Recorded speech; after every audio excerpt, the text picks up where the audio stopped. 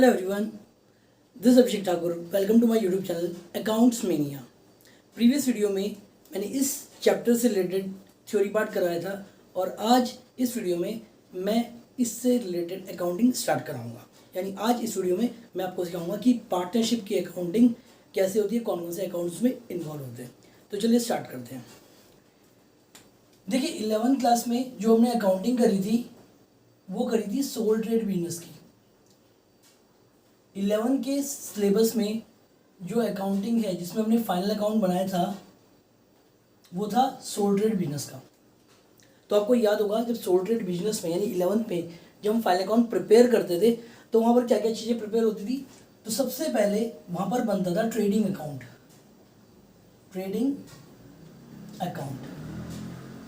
उसके बाद next account जो हम बनाते थे profit and loss account and next balance sheet. अब देखिए मैं आपको सोल ट्रेड बिजनेस के फाइनल अकाउंट के बारे में क्यों बता रहा हूँ, क्योंकि अब हम पार्टनरशिप के फाइनल अकाउंट को देखेंगे तो आपको एक डिफरेंस पता चल जाएगा कि सोल ट्रेड बिजनेस और पार्टनरशिप में की अकाउंटिंग में क्या डिफरेंस होता है। तो 11 पे जो हमने सीखा था, आप 11 के कोर्स में आपने फाइनल अकाउंट देखा था तो उसमें सबसे पहले ट्रेडिंग अकाउंट बनता था और ट्रेडिंग अकाउंट में जब बनाते थे तो ट्रेडिंग अकाउंट बनाने के बाद या तो ग्रॉस प्रॉफिट आता था या ग्रॉस लॉस आता था। उसके बाद जो भी ग्रॉस प्रॉफिट या ग्रॉस लॉस आता था उसको ट्रांसफर कर देते थे प्रॉफिट एंड लॉस अकाउंट में। और उसके बाद प्रॉफिट एंड लॉस अकाउंट में indirect expenses and indirect income को दिखाने के बाद जो है फिर कैलकुलेशन होती थी और फिर क्या आता था नेट प्रॉफिट या नेट लॉस। उसके बाद जो भी नेट प्रॉफिट या नेट लॉस होता था वो बैलेंस शीट में कैपिटल अकाउंट में ट्रांसफर हो जाता था। अगर प्रॉफिट होता था तो कैपिटल में प्लस हो जाता था और अगर लॉस हो जाता था तो कैपिटल में माइनस हो जाता था। अब ऐसा क्यों होता था? बिकॉज यहाँ पर जो है सोल ट्रेड बिजनेस में सिंगल ओनर होता है तो जो भी प्रॉफिट या लॉस है, जो भी नेट प्रॉफिट या नेट लॉस है वो उसी का ही होता था। तो वो सीधा उसकी कैपिटल में ट्रांसफर कर दिया जाता था, प्रॉफिट को प्लस और लॉस को माइनस। ठीक है, अब बात करते हैं पार्टनरशिप की।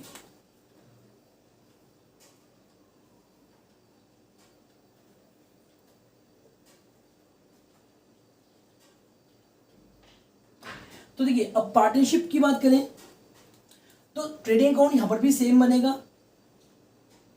यानी कि यहां पर भी जब हम फाइनल अकाउंट बनाएंगे तो यहां पर भी ट्रेडिंग अकाउंट बनाना पड़ेगा और यहां से ग्रॉस प्रॉफिट आएगा, ग्रॉस लॉस आएगा। उसके बाद नेक्स्ट फिर प्रॉफिट लॉस अकाउंट यहां पर भी बनेगा।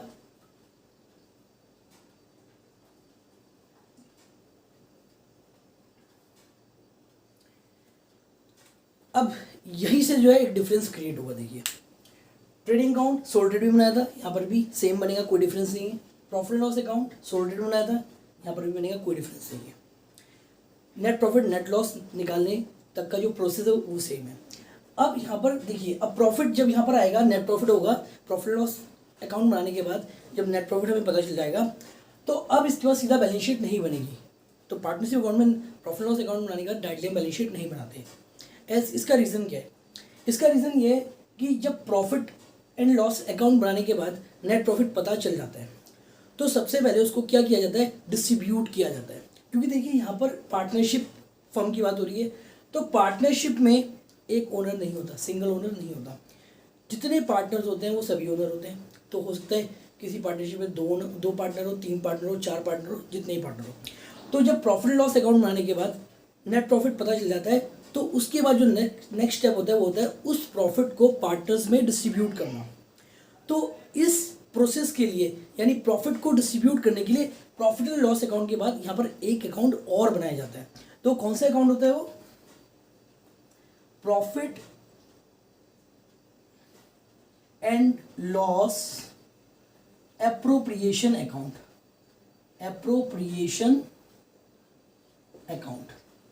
तो यहाँ पर एक स्टेप और बढ़ जाता है। सोल ट्रेड में प्रॉफिट लॉस अकाउंट के बाद बैलेंस शीट बन गई थी, बट यहाँ पर प्रॉफिट लॉस अकाउंट बनाने के बाद एक अकाउंट और मेंटेन होगा, प्रॉफिट लॉस एप्रोप्रिएशन अकाउंट। और क्यों बनाया जा रहा है कि जो प्रॉफिट आया उसको पहले पार्टनर्स में डिस्ट्रीब्यूट किया जाएगा।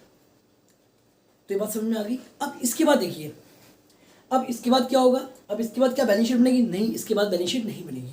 क्योंकि देखिए जब पार्टनर्स को प्रॉफिट मिलेगा और प्रॉफिट के साथ कुछ अदर चीज़ें भी मिलेगी, जैसे इंटरेस्ट ऑन कैपिटल हो गया, सैलरी हो गया, कमीशन हो गया, इसकी बात मैं बाद में करूँगा। तो जब ये सारी चीज़ें पार्टनर्स को मिलेंगी तो कहाँ ट्रांसफ़र होंगी, उनके कैपिटल अकाउंट में या करंट अकाउंट में। तो उनके कैपिटल और करंट अकाउंट में चेंजेस होगा। तो इसी वजह से profit and loss appropriation account बनाने के बाद एक अकाउंट और बनेगा, that is partners capital account. Partners capital account, ठीक है। क्योंकि देखो जो भी पार्टनर्स को दिया जाएगा यानी प्रॉफिट जो भी दिया जाएगा वो ट्रांसफर कहाँ होगा, कैपिटल अकाउंट में। तो उनकी कैपिटल में चेंजेस होगा, तो उस चेंजेस को रिकॉर्ड करने के लिए एक अकाउंट और बनेगा, that is partners capital account, ठीक है। करंट अकाउंट भी बनेगा कुछ सिचुएशन में, वो मैं आपको तब समझाऊंगा जब हम पार्टनर्स कैपिटल अकाउंट सीखेंगे, ठीक है।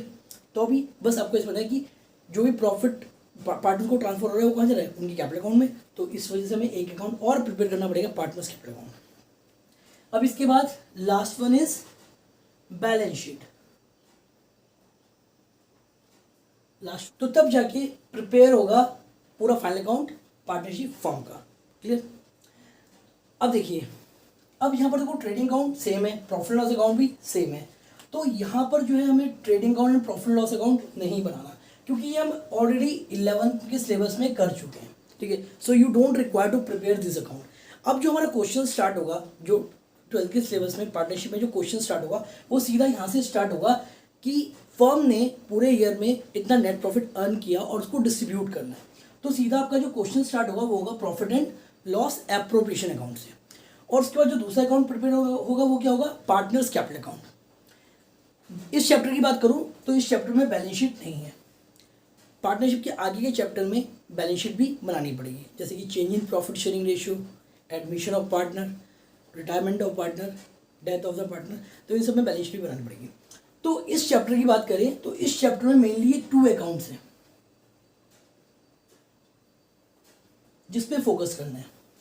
पूरा चैप्टर जो है, ये जो पूरा चैप्टर है वो इन्हीं 2 अकाउंट पे बेस्ड है। तो सबसे पहले हम ये 2 अकाउंट देखेंगे कि इनको कैसे प्रिपेयर करना है। तो आई होप आपको समझ में आ गया कि पार्टनरशिप में कौन कौन से अकाउंट बनाए जाते हैं, क्यों बनाए जाते हैं, ठीक है। तो आप इसे स्क्रीनशॉट लेना चाहे तो ले सकते हैं, बाकी फिर मैं आगे कराता हूँ। तो देखिए, ये फॉर्मेट होता है profit and loss appropriation account का। इसमें 2 साइडेड होती है, एक डेबिट और एक क्रेडिट। अगर आप इसको देखेंगे तो ये आपको देखने में सेम वैसे ही लग गया जैसे कि प्रॉफिट एंड लॉस अकाउंट का फॉर्मेट होता है, सेम ही होता है, डेबिट एंड क्रेडिट। और सेम जैसे प्रॉफिट एंड लॉस अकाउंट का जो नेचर होता है वो नॉमिनल अकाउंट होता है, same as profit and loss appropriation account का नेचर भी होता है नॉमिनल अकाउंट, नॉमिनल अकाउंट। अब देखिए, नॉमिनल अकाउंट का रूल तो आपको पता ही है, 11th में पढ़ा था, debit all expenses and credit all income. तो यानी कि डेबिट साइड ये कौन सी साइड हो गई, एक्सपेंसेस, और क्रेडिट साइड इनकम, ठीक है। तो debit expenses and credit income. तो देखिए, ये अकाउंट हम क्यों प्रिपेयर कर रहे हैं, ये अकाउंट हम प्रिपेयर कर रहे हैं प्रॉफिट को डिस्ट्रीब्यूट करने के लिए अमंग दी पार्टनर्स। तो सबसे पहले हमारा काम क्या होगा कि जो प्रॉफिट है जिसको हमें डिस्ट्रीब्यूट करना है, सबसे पहले हम वो शो करेंगे, ठीक है। तो देखिए, जो प्रॉफिट होता है उसका नेचर क्या होता है, क्रेडिट होता है, ठीक है। इनकम एंड प्रॉफिट का नेचर क्रेडिट होता है because of nominal account, debit all expenses and losses, credit all incomes and profit. तो प्रॉफिट का नेचर क्रेडिट है, तो क्रेडिट साइड में लिखेंगे by profit and loss account, ठीक है। अब यहाँ पर देखो प्रॉफिट लॉस अकाउंट क्यों लिख रहे हैं, बिकॉज जो प्रॉफिट हम यहाँ पर ट्रांसफर कर रहे हैं वो कहाँ से कर रहे हैं, प्रॉफिट एंड लॉस अकाउंट में। क्योंकि नेट प्रॉफिट निकालने के लिए हम कौन सा अकाउंट प्रिपेयर करते हैं, प्रॉफिट एंड लॉस अकाउंट। इससे पहले जो अकाउंट प्रिपेयर हुआ वो प्रॉफिट लॉस अकाउंट प्रिपेयर हुआ, उसको बनाने के बाद ही हमें पता चला कि नेट प्रॉफिट कितना है। तो जो नेट प्रॉफिट यहाँ पे लिख रहे हैं वो प्रॉफिट लॉस अकाउंट से लिख रहे हैं, दैट्स वाई हम यहाँ पे लिखते हैं profit and loss account. Bracket में मैं लिख देता हूँ नेट प्रॉफिट ताकि आपको कन्फ्यूजन ना हो। तो यहाँ पर आपका नेट प्रॉफिट आ जाएगा, ठीक है। अब देखिए, मैंने आपको बताया कि इस अकाउंट का नेचर क्या है, नॉमिनल अकाउंट। और नॉमिनल अकाउंट का रूल क्या है, debit all expenses credit all incomes. अब आपके मन में एक क्वेश्चन आ सकता है कि इनकम एक्सपेंसेस के लिए तो हमने ऑलरेडी प्रॉफिट लॉस अकाउंट बना लिया, तो यहाँ पर कौन सी इनकम और एक्सपेंस की बात हो रही है। तो देखिए, यहाँ पर इनकम और एक्सपेंसेस की जो बात हो रही है, it is related to partner, it is not related to the firm, ठीक है। यहाँ पे पार्टनर से रिलेटेड एक्सपेंसेस की बात हो रही है। तो पार्टनर से रिलेटेड कौन से एक्सपेंसेस होते हैं, देखिए पार्टनर जो है बिजनेस में कैपिटल होती है बिजनेस में, ठीक है। पार्टनर की कैपिटल होती है। कैपिटल क्या होता है, जो पैसा पार्टनर बिजनेस में लगाता है जिस समय वो फर्म को ज्वाइन करता है या बिजनेस स्टार्ट करता है। तो जो पैसा वो पैसा लगा रहे हैं बिजनेस में, जिसको हम कैपिटल बोलते हैं, तो उस कैपिटल पे वो फर्म से जो है इंटरेस्ट डिमांड करते हैं, यानी कि फर्म से इंटरेस्ट मांगते हैं। तो फर्म जो है उस कैपिटल पे पार्टनर्स को इंटरेस्ट देता है, ठीक है। यानी जो पैसा पार्टनर बिजनेस में लगा रहे हैं दैट इज कैपिटल, उस पर जो है उनको इंटरेस्ट मिलता है। तो फर्म इंटरेस्ट दे रहा है ना, तो फर्म के पॉइंट ऑफ व्यू से क्या हुआ, एक्सपेंसेस हुआ ना, एक्सपेंसेस। तो एक्सपेंसेस के लिए कौन सी साइड है, डेबिट साइड, ठीक है। तो सबसे पहला expenses interest on capital, interest on capital, ठीक है, इंटरेस्ट ऑन कैपिटल, ये समझ में आ गई। एक्सपेंस क्यों है, क्योंकि जो पैसा बिजनेस में लगाया, फर्म में लगाया पार्टनर से, उस पर उनको इंटरेस्ट फर्म देगा, तो फर्म के लिए एक्सपेंडिचर हो गया। तो मान लीजिए दो पार्टनर है, तो सपोज ए एंड बी, तो ए एंड बी, जितना ए का इंटरेस्ट ऑन कैपिटल होगा यहाँ आ जाएगा, जितना बी का होगा, और टोटल को हम बाहर लिख देंगे, ठीक है। अब इसके अलावा और क्या एक्सपेंसेस होता है, अब देखिए पार्टनर्स कुछ ऐसे होते हैं, दो तरह के पार्टनर होते हैं, एक होता है वर्किंग पार्टनर और एक होता है नॉन वर्किंग। कुछ ऐसे पार्टनर होते हैं पूरा टाइम बिजनेस में इन्वॉल्व करते हैं, और कुछ ऐसे होते हैं जो खाली पैसा लगाते हैं और काम नहीं करते। तो जो वर्किंग पार्टनर होते हैं वो सैलरी की भी डिमांड करेंगे, क्योंकि भाई वो काम कर रहे हैं, तो जब काम करेंगे तो सैलरी भी बोलेंगे, भी हमें सैलरी भी दो, तो फर्म को सैलरी देनी पड़ेगी। तो जो पार्टनर को सैलरी मिल रही है वो भी फर्म के लिए क्या एक्सपेंसेस है, तो भी कहेगा वो एक्सपेंसिव नहीं, डेबिट साइड। तो टू पार्टनर सैलरी, तो ये क्वेश्चन में गिवन होगा कि किस पार्टनर को सैलरी मिल रही है, ए को मिल रही है या बी को मिल रही है। तो जिसको भी मिल रही है उसको प्रोवाइड कर देंगे, और यहाँ पर आ जाएगा आपका टोटल। अब इसके अलावा और क्या एक्सपेंस होता है, अब कुछ पार्टनर होते हैं वो कमीशन की डिमांड करते हैं, सैलरी कमीशन टोटल, मतलब आप कमांडली इनको कह सकते हो रेम्यूनरेशन, चाहे सैलरी हो चाहे कमीशन हो। तो अगर कमीशन भी है तो कमीशन भी एक एक्सपेंसेस है, तो वो भी कहाँ आएगा आपका डेबिट साइड। तो टू पार्टनर्स कमीशन,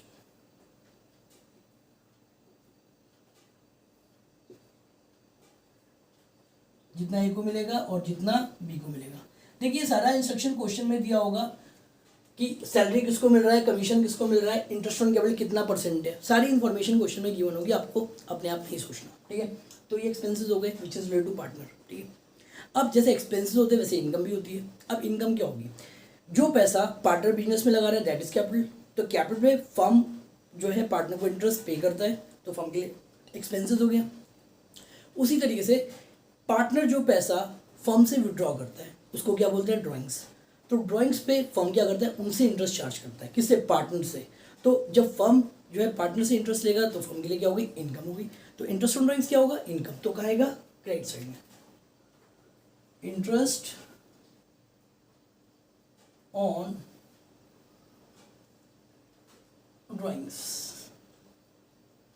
जितने पार्टनर्स होंगे जिन्होंने ड्राइंग्स किया है उनके ड्राइंग्स पे इंटरेस्ट आ जाएगा, और यहाँ पर टोटल आ जाएगा, ठीक है। अब इसमें एक लास्ट चीज़ और रहेगी, हमने एक्सपेंस की बात कर ली, इनकम की बात कर ली, अब एक चीज़ और आती है रिजर्व, ठीक है, या तो रिजर्व कह लो या जनरल रिजर्व कह लो। अब देखिए फर्म में जब प्रॉफिट होता है तो ऐसा नहीं होता कि फर्म जो है सारा प्रॉफिट बांट दे, सैलरी इंटरेस्ट ऑन कैपिटल और सारा बांट दे। कुछ पैसा मतलब प्रॉफिट में से कुछ हिस्सा जो है होल्ड भी कर दिया जाता है। क्यों कर दिया जाता है कि इन फ्यूचर अगर बिजनेस में कोई लायबिलिटी होगी, कोई लॉस हो गया, ताकि उसको कवर कर सके, उस समय जो है फाइनेंशियल कोई क्राइसिस ना हो जाए, तो इसी से कुछ पैसा होल्ड कर दिया जाता है, उसको हम बोलते हैं रिजर्व। तो अगर क्वेश्चन में रिजर्व क्रिएट करने की बात है तो वो भी कहेगा डेबिट में, क्योंकि प्रॉफिट से बना रहे हैं तो प्रॉफिट के अगेंस्ट आएगा नहीं डेबिट में। तो देखो ये रिजर्व है, जो ये रिजर्व है जनरल रिजर्व, ये किसी पार्टनर को नहीं मिल रहा है, ये फर्म क्या कर रही है, प्रॉफिट का एक हिस्सा निकाल के अपने पास ही रख रही है, ताकि इन फ्यूचर कोई लॉस या लायबिलिटी हो उसको कवर कर सके, ठीक है। तो बस इसके अलावा इस अकाउंट में कुछ नहीं आता, ठीक है। तो आई होप आपको क्लियर हो गया कि debit side expenses which are related to partner, कौन कौन से एक्सपेंसेस मैंने आपको बता दिया, एंड क्रेडिट साइड इनकम, ठीक है। तो उसके बाद क्या करते हैं, देखिए अब इसका क्या करेंगे, बैलेंस करेंगे। अब बैलेंस करने का तरीका वही जो लेजर में होता है, जहाँ का टोटल ज़्यादा है उसको दोनों साइड लिख देंगे। तो देखिए यहाँ पर जो है हम प्रॉफिट डिस्ट्रीब्यूट कर रहे हैं, जो भी चीज़ें दे रहे हैं प्रॉफिट में से दे रहे हैं, तो ये अंडरस्टूड सी बात है, जिस साइड प्रॉफिट होगा उस साइड टोटल ज़्यादा होगा, तो क्रेडिट का टोटल क्या होगा, ज़्यादा होगा।